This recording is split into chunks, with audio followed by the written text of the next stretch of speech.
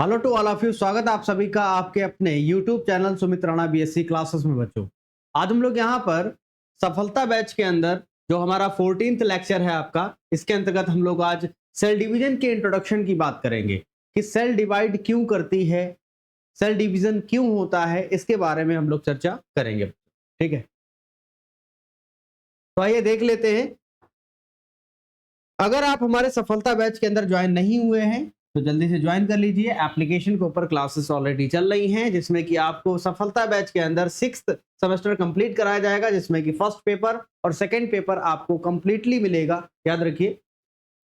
और इसको ज्वाइन करने के लिए आपको क्या करना होगा, आपको आना है गूगल प्ले स्टोर पर, सर्च करना है सुमित राणा बीएससी क्लासेस। जैसे आप सर्च करेंगे यहाँ पर इंस्टॉल का ऑप्शन आएगा, इंस्टॉल कर लेना है। इंस्टॉल करने के बाद इसको आप ओपन करेंगे तो ओपन करने के बाद क्या होगा कि यहाँ पर एक ऑप्शन आएगा रजिस्टर का। जैसे आप रजिस्टर करेंगे इस तरीके से इंटरफेस दिखाई देगा, इसमें अपनी डिटेल्स फिल कर लेनी है और यहाँ पर टिक करके रजिस्टर कर देना है।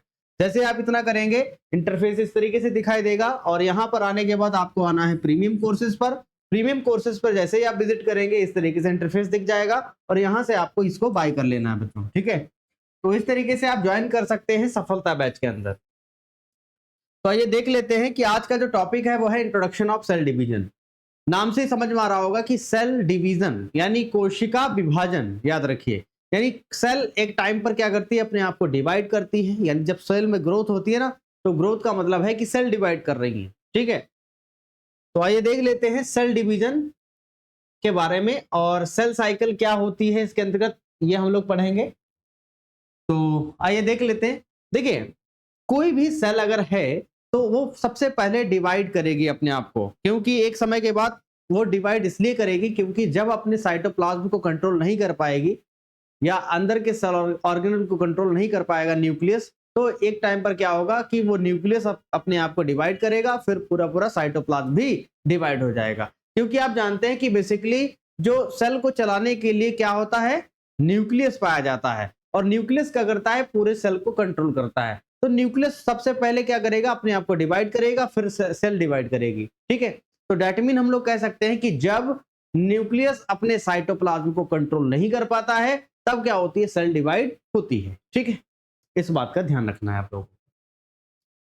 या कहने का मतलब ये है कि एक रूम है और एक घर है, उसमें दो भाई रहते हैं, उनमें हो गई लड़ाई। लड़ाई होने के बाद क्या होगा कि बंटवारा होगा, सीधी सी बात है। यानी डबल किचन, डबल बाथरूम, और यानी सारी चीजें डबल हो जाएंगी धीरे धीरे। तो उसी तरीके से सेल का भी कॉन्सेप्ट है। यानी जब न्यूक्लियस अपने सेल को कंट्रोल नहीं कर पाता है तो वो डिवाइड करता है अपने आप को, फिर पूरी साइटोप्लाज्म को डिवाइड कर देता है, यानी सेल को डिवाइड कर देता है। तो यहाँ पर समझ लेते हैं हम लोग सेल डिवीजन का इंट्रोडक्शन। ठीक है, जितने भी आपके ऑर्गेनिज्म हैं इनमें सभी में ये प्रोसेस होती है, जिसमें कि जब भाई ग्रोथ अगर करना है, सेल किसी भी जीव को अगर ग्रोथ करना है तो सेल डिवाइड होगा, यानी याद रखिए भाई सेल डिवाइड होंगी तभी तो बॉडी में ग्रोथ होगी, या कह सकते हैं नया ऑर्गेनिज्म बनेगा। ठीक है, तो ऑल लिविंग थिंग्स या ऑल लिविंग ऑर्गेनिज्म में सेल डिवीजन एक वेरी इंपॉर्टेंट प्रोसेस है, यानी बहुत इंपॉर्टेंट प्रोसेस है। और सभी सेल्स दो भागों में विभाजित होकर रिप्रोड्यूस करती हैं, जहां पर प्रत्येक पेरेंट सेल, यानी जो सेल डिवाइड कर रही है उसको हम पेरेंट सेल कहेंगे, वो क्या करेगी, हर बार 2 डॉटर सेल्स को जन्म देगी, यानी बनाएगी, याद रखिए। ठीक है, तो यानी कहने का मतलब है एक सेल से 2 सेल बनना, एक सेल से 2 सेल्स बनना क्या कहलाता है, सेल डिवीजन कहलाता है, याद रखिए। जैसे कि यहाँ पर आप देख सकते हैं एक सेल है आपकी, देखिए इसमें क्या हो रहा है कि न्यूक्लियस लार्ज हो रहा है, बड़ा हो रहा है, बड़ा होने के बाद इलोंगेट हो रहा है, और इसके बाद क्या हो रहा है कि ये जो न्यूक्लियस है फाइनली अलग अलग हो गए हैं, यानी न्यूक्लियस डबल हो गया। उसके बाद क्या हो रहा है कि साइटोप्लाज्म का डिवीजन हो रहा है, क्योंकि आप जानते हैं ये है न्यूक्लियस आपका, ये क्या है, न्यूक्लियस है, और ये है इसका साइटोप्लाज्म। तो न्यूक्लियस पहले डिवाइड करेगा अपने आप को, ठीक है, उसके बाद साइटोप्लाज्म को डिवाइड करेगा। तो यानी हर एक जीव के अंदर ये प्रोसेस, ये जो प्रोसेस है जिसको हम सेल डिवीजन कह रहे हैं, ये कॉमन प्रोसेस होती है, जिसमें कि कोई भी ऑर्गेनिज्म ग्रोथ करता है तो एक्चुअल में वो सेल डिवीजन ही होता है उसके शरीर के अंदर। ठीक है, अच्छा अगला पॉइंट क्या कह रहा है, ये तो पॉइंट हो गया, आपको समझ में आ गए होंगे कि एक सेल से नई सेल्स या पेरेंट सेल जब नई सेल्स का फॉर्मेशन करती है तो इसी को हम लोग बोलते हैं सेल डिवीजन या कोशिका विभाजन इसको आप कहेंगे, ठीक है। फिर लिखा है सेल डिवीजन में क्या होगा कि सबसे पहले सेल अपने आप को प्रिपेयर करेगी डिवीजन करने के लिए। जैसे आप कोई काम करिए तो काम करने से पहले आप क्या करते हैं, चीजों को इकट्ठा करते हैं उस काम को कंप्लीट करने के लिए, ठीक है। तो ऐसे ही सेल पहले अपने आप को प्रिपेयर करती है और प्रिपेयर करने के बाद फाइनली अपने आप को डिवाइड करती है, ठीक है। सेल डिवीजन के दौरान DNA replication, cell growth coordinated होती हैं ताकि यह सुनिश्चित किया जा सके कि डॉटर सेल्स को इंटैक्ट जीनोम प्राप्त हो। यानी पहले क्या होगा, सबसे पहले अपने आप को प्रिपेयर करेगा कौन, सेल, कि हाँ हमें सेल डिवीजन करना है। तो सेल डिवीजन करने के लिए क्या करना होगा, सीधी सी बात है, डीएनए डबल होना चाहिए, बाकी चीजें डबल होनी चाहिए, तभी तो सेल डिवीजन होगा ना। तो लिखा है सभी ऑर्गेनिज्म चाहे वो यूनिसेलर हो चाहे वो मल्टीसेलर हो, अपना जीवन सिंगल सेल से शुरू करते हैं।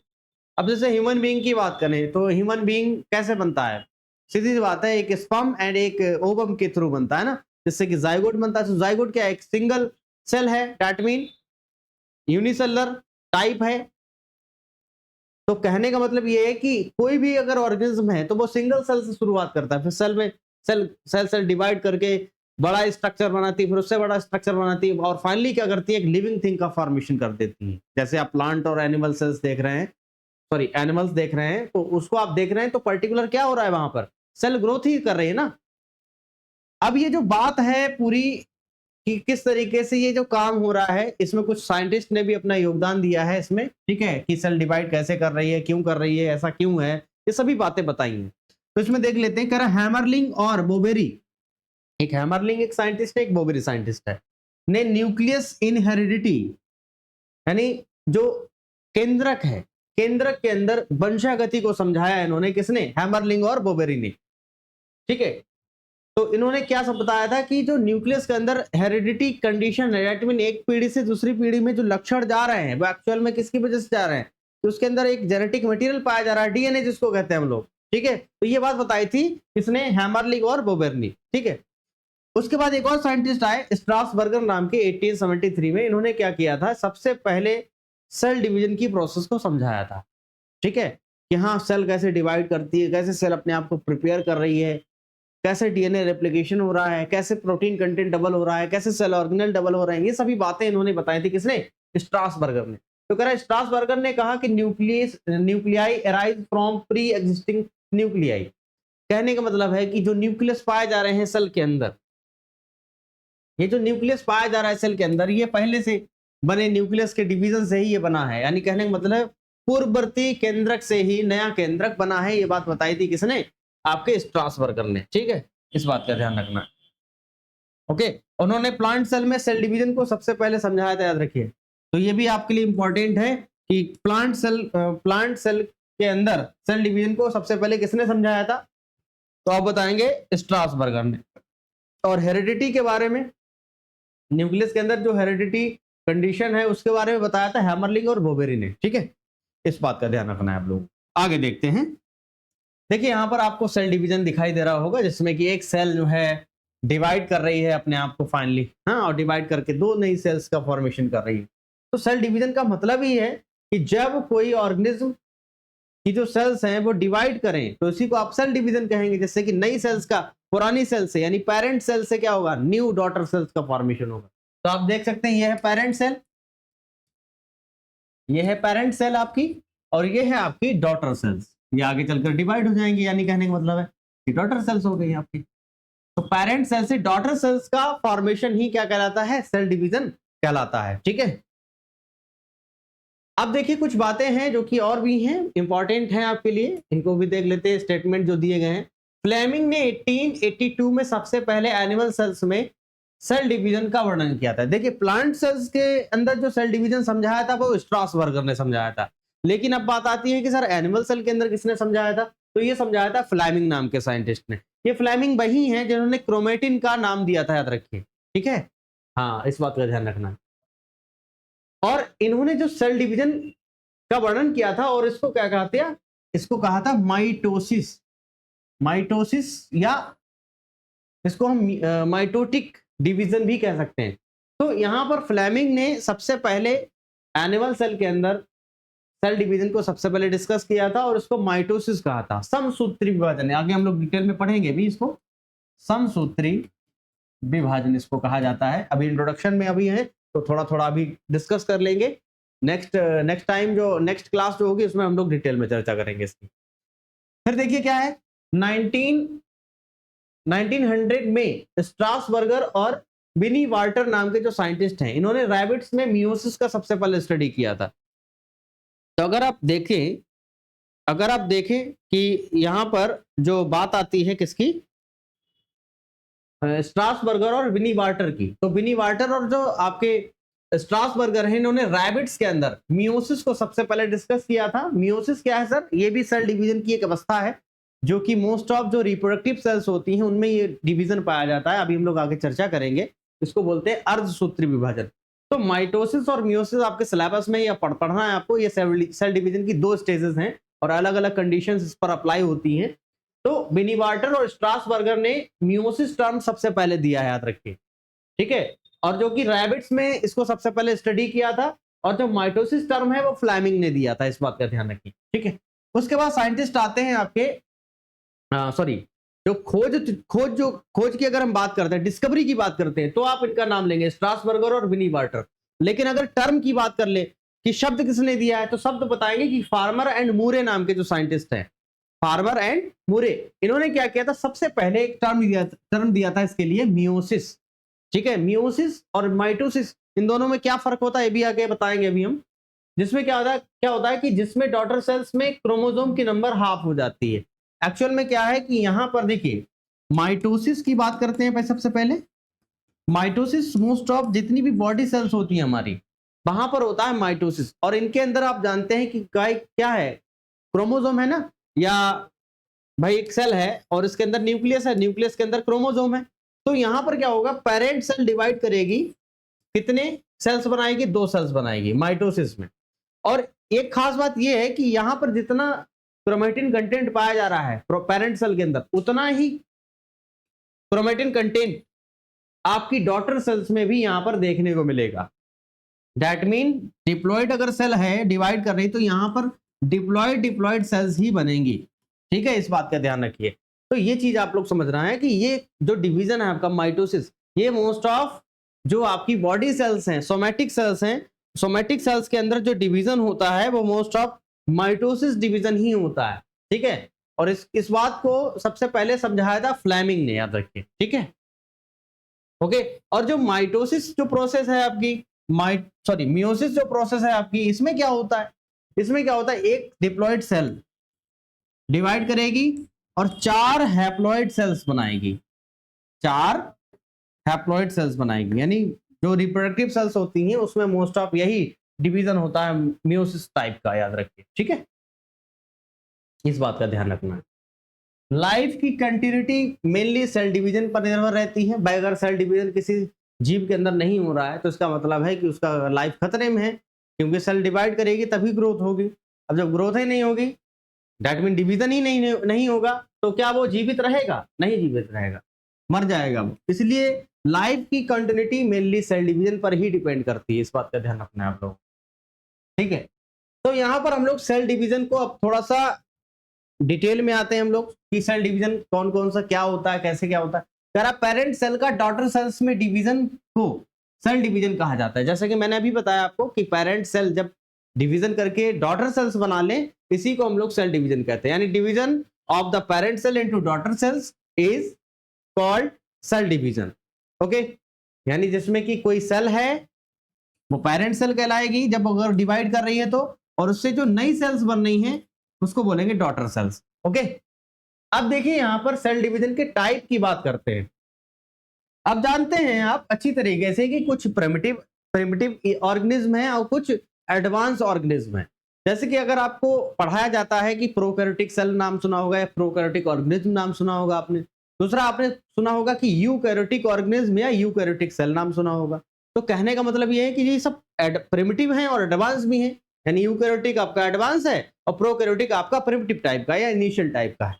इतनी बात समझ में आ रही है ना। तो यहां पर क्या है कि उसके अकॉर्डिंग क्या है कि सेल डिवीजन अलग अलग टाइप का होगा, ठीक है, क्योंकि कंडीशंस अलग अलग होंगी सभी जीवों की।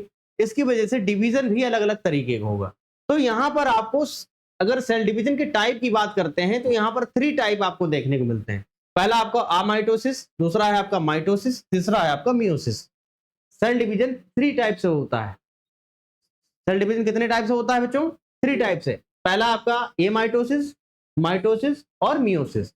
इन तीनों को हम लोग बारी बारी से समझेंगे, मतलब इंट्रोड्यूस करेंगे इनको हम लोग। हालांकि डिटेल में हम लोग अमाइटोसिस डिस्कस कर लेंगे अभी, लेकिन माइटोसिस और मियोसिस डिटेल में हम लोग आगे चर्चा करेंगे इनकी, क्योंकि ये बड़े हैं और इनके बारे में बहुत कुछ पढ़ना है आप लोगों को। सेल साइकिल पढ़नी है, पूरी पूरी प्रोसेस पढ़नी है, समझ में आना चाहिए आप लोगों को। ठीक है, तो यहाँ पर 3 तरीके के क्या होते हैं? डिवीजन होते हैं। इन तीनों डिवीजन को देख लेते हैं कि अमाइटोसिस किस तरीके का डिवीजन है, माइटोसिस किस तरीके का डिवीजन है और मियोसिस किस तरीके का डिवीजन है। इन तीनों को बारी बारी से देख लेते हैं। इसमें सबसे पहला आता है अमाइटोसिस। अमाइटोसिस में क्या होता है कि सेल डिवाइड करती है, लेकिन सेल के अंदर प्रिपरेटरी फेज जो होता है वो भी पाया जाएगा, लेकिन यहां पर क्या होगा? डिवीजन डायरेक्ट होगा। डिवीजन कैसा होगा? डायरेक्ट होगा, यानी बहुत ज्यादा समय नहीं लेगा, ऐसा डिवीजन होगा, याद रखिए। कह रहा है अमाइटोसिस, डायरेक्ट सेल डिवीजन मैंने लिख रखा है इसीलिए, और ये प्रिमिटिव ऑर्गेनिज्म के अंदर ही देखने को मिलता है। कह रहा है आई एम अमाइटोसिस टर्म रीमेक ने दिया था। रीमेक कौन है भाई? साइंटिस्ट है जिसने कि सबसे पहले इस शब्द का इस्तेमाल किया था, और फ्लेमिंग ने अमाइटोसिस को सबसे पहले समझाया था। फ्लेमिंग नाम के जो साइंटिस्ट है, वही जिन्होंने क्रोमेटिन का नाम रखा था, वही वाले हैं ये सब। यह सबसे पहले प्रिमिटिव सेल का डिवीजन है, जो प्राचीन जो है, जैसे कि आर्की बैक्टीरिया पढ़ा होगा आपने, ठीक है, या जो सिंगल सेल वाले ऑर्गेनिज्म उनमें आपने पढ़ा होगा। यह सबसे प्रिमिटिव टाइप का, यहां पर लिख दें, टाइप का सेल डिवीजन है। और अमाइटोसिस में क्रोमोसोम नहीं दिखाई देते हैं, गुणसूत्र नहीं दिखाई देते हैं, यानी कंडेंसेशन की प्रोसेस नहीं होती। यहाँ पर कंडेंसेशन की प्रोसेस नहीं होती। जैसे कि आपने लोअर क्लासेस में सेल डिवीजन जब पढ़ा होगा तो उसमें आपको पढ़ाया गया होगा कि न्यूक्लियस डिवाइड करता है। तो यहाँ पर जैसे कि न्यूक्लियस डिवीजन में अवस्थाएं आती हैं, प्रोफेज, मेटाफेज, एनाफेज, टीलोफेज, तो वहां पर ये उस तरीके की प्रोसेस यहाँ पर आपको नहीं देखने को मिलेंगी। तो दैट मीन यहाँ पर कंडेंसेशन, यानी जो क्रोमोसोम है वो इकट्ठा होते हैं, इकट्ठा होने के बाद क्रोमैटिन इकट्ठा होते हैं और फिर क्रोमोसोम बनाते हैं। तो यहाँ पर वो प्रोसेस नहीं दिखेगी, ना ही यहाँ पर स्पाइंडल फाइबर आपको दिखेगा। तो ये पॉइंट आप लोग नोट कर लीजिए कि यह एक सबसे प्रिमिटिव टाइप का सेल डिवीजन है, और अमाइटोसिस में क्रोमोसोम नहीं दिखाई देते हैं, कंडेंसेशन की प्रोसेस नहीं होगी, संघनन की क्रिया नहीं होगी, याद रखिए, और इसमें स्पाइंडल फाइबर भी एब्सेंट रहेंगे इस प्रोसेस के अंदर। स्पाइंडल फाइबर नहीं बनेगा, सबसे पहला पॉइंट। दूसरी बात, प्रिमिटिव टाइप का है। अब देखिए एक पॉइंट और लिखा है, कह रहा अमाइटोसिस में न्यूक्लियस का डिवीजन डायरेक्ट होता है, वहां पर समय लगता है डिवीजन होने में, याद रखिए, यानी न्यूक्लियस को डिवीजन करने में समय लगता है। लेकिन यहां पर क्या होगा? अमाइटोसिस में न्यूक्लियस डायरेक्टली डिवाइड करेगा अपने आप को, यानी न्यूक्लियस अपने आप को इनलार्ज करने लगेगा, इनलार्ज करेगा, इनलार्ज करके लंबा हो जाएगा, और लंबा होके यहां से इस तरीके से बढ़ जाएगा। ठीक है, यानी बहुत जल्दी डिवीजन होता है ये। ठीक है, न्यूक्लियस व साइटोप्लाज्म का डिवीजन एक साथ कॉन्स्ट्रिक्शन मेथड, ठीक है, या कॉन्ट्रैक्टाइल मेथड के द्वारा होता है। यानी कहने का मतलब है कि ये जो आपका न्यूक्लियस है वो इस तरीके से सिकुड़ेगा। ये न्यूक्लियस है, वो सिकुड़ेगा, और सिकुड़ने के बाद क्या होगा कि वो अलग हो जाएगा, दो भाग में बट जाएगा। न्यूक्लियस का डिवीजन समान व असमान प्रकार का हो सकता है, और अमाइटोसिस सबसे फास्ट सेल डिवीजन मानी जाती है। ठीक है, ये लगभग 20 से 30 मिनट में अपनी साइकिल कंप्लीट कर लेता है सेल डिवीजन में। ठीक है, प्रोकैरियोट्स में सबसे ज्यादा पाया जाता है ये।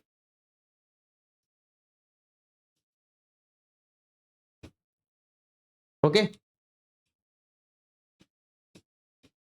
तो अमाइटोसिस सबसे यानी फास्ट सेल डिवीजन मानी जाती है, और ये prokaryotic organism like S bacteria आपने पढ़ा होगा, और कुछ आपके यूनिसेलर यूकैरियोट्स जैसे अमीबा की बात करते हैं, तो अमीबा में भी ऐसे होता है। इनमें सभी में अमाइटोसिस की प्रोसेस होती है। देखिए आप लोग यहाँ पर, इसमें देखिए पेरेंट सेल, ये अमीबा मैंने यहाँ पर शो किया है, ये पेरेंट सेल है, इसमें देखिए न्यूक्लियस इनलार्ज हो रहा है, खिंच रहा है, कॉन्ट्रैक्टाइल मेथड के थ्रू खींचने के बाद क्या होगा, ये न्यूक्लियस अलग अलग हो गए और अलग अलग होके यहाँ पर इस तरीके से साइटोप्लाज्म यहाँ से अलग हो गया और जिससे कि दो नई सेल्स का फॉर्मेशन हो गया। तो इस तरीके का जो डिवीजन है ये होता है अमाइटोसिस डिवीजन, ठीक है, जो कि अमीबा के अंदर, बैक्टीरिया के अंदर आपको देखने को मिलता है। तो ये हो गया अमाइटोसिस, ठीक है। अगला आता है माइटोसिस डिवीजन, आपके सिलेबस में भी है, समसूत्री विभाजन कहा जाता है और ये ऐसा सेल डिवीजन की स्टेज है जो कि बॉडी सेल्स यानी सोमेटिक सेल्स में होती है यहाँ तक, जिसमें कि एक सेल, एक डिप्लॉइड सेल, दो डिप्लॉइड सेल्स में कन्वर्ट होती है यानी बनाती हैं, कहने का मतलब है। और ये एक इनडायरेक्ट सेल डिवीजन है, यानी कहने का मतलब ये है कि यहाँ पर आपको प्रिपरेटरी फेज पूरी तरीके से दिखाई देगा जिसमें कि सेल अपने आप को प्रिपेयर कर रही है। दूसरी बात, न्यूक्लियस डिवीजन में टाइम लगता है, चार स्टेप्स आती हैं इसमें। पहला स्टेप है आपका प्रोफेज, दूसरा है आपका मेटाफेज, तीसरा है आपका एनाफेज और टीलोफेज, चार अवस्थाएं आती हैं इसमें। तो इसलिए इसको इनडायरेक्ट सेल डिवीजन इसीलिए कहा गया है। तो इसकी हम थोड़ी सी चर्चा कर लेते हैं। और ये जो डिवीजन है आपका, ये हम याद रखिए, माइटोसिस डिवीजन हमेशा सोमैटिक सेल्स में होता है, सोमैटिक सेल्स या वेजिटेटिव सेल्स, ठीक है। जब मैं बीएससी में पढ़ता था तो उस टाइम पर हमारे टीचर्स ने हमसे पूछा था कि बताइए ये कैसा डिवीजन है और ये किन कोशिकाओं के अंदर यानी किन सेल्स के अंदर होता है। तो ये होता है सोमैटिक सेल्स यानी वेजिटेटिव सेल्स में। रिप्रोडक्टिव सेल्स में कभी भी ये जो डिवीजन जो होता है ये नहीं पाया जाता, याद रखिए, ठीक है। तो ये आप लोगों के ये पॉइंट आपको याद रखना है कि ये वेजिटेटिव सेल्स यानी सोमैटिक सेल्स यानी दैहिक कोशिकाओं में होता है, यानी शरीर की कोशिकाओं में, याद रखिए, दैहिक कोशिकाओं में पाए जाने वाला सेल डिवीजन है, ठीक है। और इसको देखिए अलग अलग नाम से जाना जाता है, नाम समझिए। देखिए माइटोसिस को सोमेटोजेनेसिस भी कहा जाता है। सोमेटोजेनेसिस मतलब एक सेल, बॉडी के सेल्स दो बॉडी के सेल्स में कन्वर्ट हो जाए, दैट मीन सोमेटिक सेल्स या बॉडी सेल्स में होने वाला डिवीजन, इसीलिए इसको सोमेटोजेनेसिस कहा है हमने। इसको इक्यूशनल डिवीजन भी कहा जाता है, क्यों? कि जितने क्रोमोसोम पेरेंट सेल के अंदर पाए जाते हैं उतने ही क्रोमोसोम डॉटर सेल्स के अंदर भी पाए जाते हैं। इसकी वजह से इसको क्या कहा गया है? इक्यूशनल डिवीजन, ओके, ठीक है। होमोटिपिक डिवीजन भी कहा गया। होमोटिपिक डिवीजन इसलिए कहा है क्योंकि यहाँ पर क्या है कि एक सीक्वेंस में पूरा कर लेता है ये पूरा साइकिल, ठीक है, इस वजह से। फिर लिखा है कि या कैरियोकिनेसिस, क्योंकि इसमें न्यूक्लियस डिवाइड करता है अपने आप को, ठीक है, इसकी वजह से। और अच्छा, एक और लिखा पॉइंट, इनडायरेक्ट सेल डिवीजन, यानी सेल अपने कंप्लीट डिवीजन से पहले मैनी फेजेस से गुजरती है, अलग अलग अवस्थाओं से गुजरती है, इसकी वजह से हम इसको इनडायरेक्ट। देखिए अभी आपको पढ़ाया था अमाइटोसिस, उसमें डायरेक्ट डिवीजन हो रहा था, लेकिन यहां पर क्या है कि डायरेक्ट डिवीजन नहीं है, बहुत सारी फेजेस आती हैं सेल डिवीजन में, इसकी वजह से हम इसको क्या कह रहे हैं, इसकी वजह से हम इसको इनडायरेक्ट सेल डिवीजन के नाम से जान रहे हैं बच्चों, ठीक है। प्रत्येक new cell next mitotic division में प्रवेश करती है और सेल साइकिल नामक एक साइकिल से गुजरती है। सेल साइकिल एक ऐसी अवस्था है जिसमें कि ये बताया जाता है कि सेल कैसे प्रिपेयर कर रही है अपने आप को सेल डिवीजन के लिए, कैसे डीएनए डबल हो रहा है, कैसे प्रोटीन डबल हो रही है, कैसे प्रोटीन के फाइबर्स बन रहे हैं, ठीक है, कैसे कैरियोकिनेसिस हो रहा है, ये सब बातें यहाँ पर बताई जाती है सेल साइकिल। सेल साइकिल आगे हम लोग डिस्कस करेंगे जब माइटोसिस डिवीजन हम लोग डिटेल में कवर करेंगे, ठीक है। तो ये इसका मतलब आप समझ गए कि यानी एक डिप्लॉइड सेल यानी एक पेरेंट सेल दो डॉटर सेल्स में कन्वर्ट होती है इसके अंतर्गत, ठीक है। यानी डिप्लॉइड सेल जितनी क्रोमोसोम की नंबर पेरेंट सेल के अंदर है उतनी ही आपकी डॉटर सेल के अंदर भी पाई जाएगी, इसीलिए इसको माइटोसिस यानी समसूत्री विभाजन कहा गया है और ये होता है सोमैटिक सेल्स में, ओके। अब आता है मियोसिस डिवीजन, तीसरा है आपका टाइप। इसमें क्या होता है कि इसको हिंदी में कहा जाता है अर्धसूत्री विभाजन, अर्धसूत्री विभाजन कहा जाता है इसको। इसमें क्रोमोसोम की नंबर आधी रह जाती है, याद रखिए, इसकी वजह से इसको अर्धसूत्री विभाजन कहा गया है। और इसमें ये किन सेल्स में होता है? ये होता है रिप्रोडक्टिव सेल्स में, यानी जो रिप्रोडक्शन कर रही हैं, यानी गैमीट्स बना रही हैं, युग्मक बना रही हैं, उनमें ये डिवीजन होता है, जिसमें कि क्या होता है कि कोई भी डिप्लॉइड सेल क्या करेगी, अपने आप को डिवाइड करके 4 हैप्लॉइड सेल्स का फॉर्मेशन करेगी, 4 हैप्लॉइड सेल्स का निर्माण करेगी। तो ये मोस्ट ऑफ जो सेल डिवीजन है ये आपकी कौन सी सेल्स में होता है?